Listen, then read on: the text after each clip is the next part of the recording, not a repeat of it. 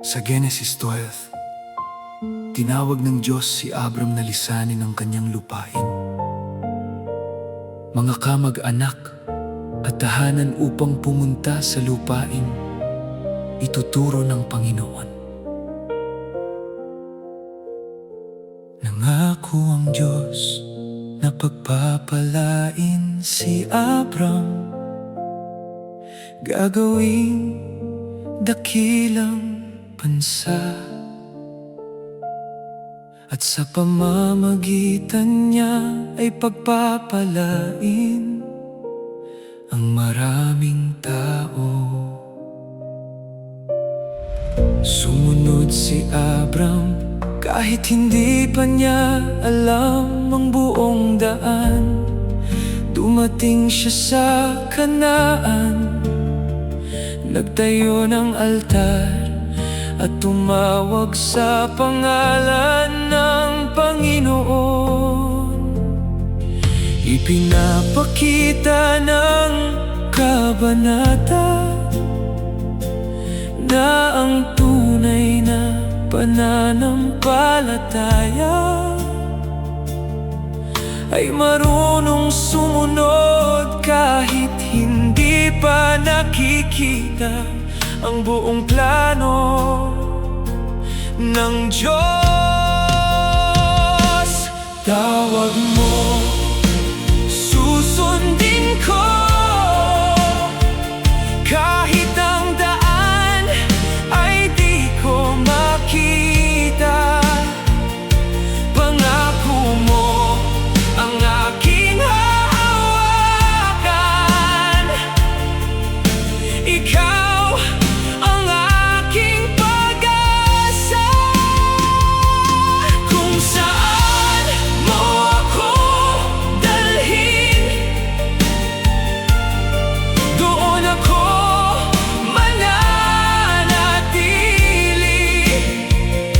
Hindi ang aking plano ang susundin,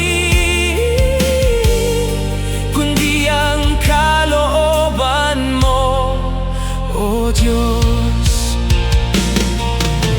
Turuan mo akong magtiwala kapag malabo ang aking bukas.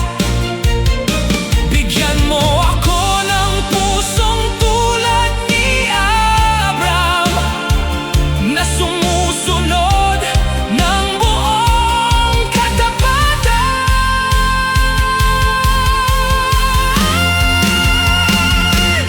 Tawag mo, susundin ko sa bawat hakbang. Ikaw ang kasama, kahit malayo ang aking pupuntahan. Ang iyong kamay ang aking gabay. Ang buhay ko'y aking iniaalay. Sa iyong plano ako'y magtitiwala. Kung saan mo ako tawagin, Panginoon, ako'y susunod. Tawag mo, susundin ko. Pangako mo, panghahawakan ko. Ikaw ang aking Diyos.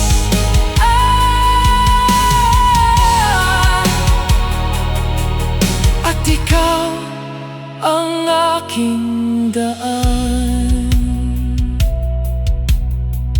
Ang Genesis 12 ay kwento ng pagtawag at pananampalataya. Tinawag ng Diyos si Abram upang magsimula ng bagong paglalakbay. At sumunod siya kahit hindi pa niya alam ang lahat ng mangyayari. Ipinapaalala nito na hindi kailangang makita muna ang buong daan upang makasunod sa Diyos minsan. Sa sapat nang malaman natin kung sino ang tumatawag. Ang Diyos na tapat sa kanyang mga pangako.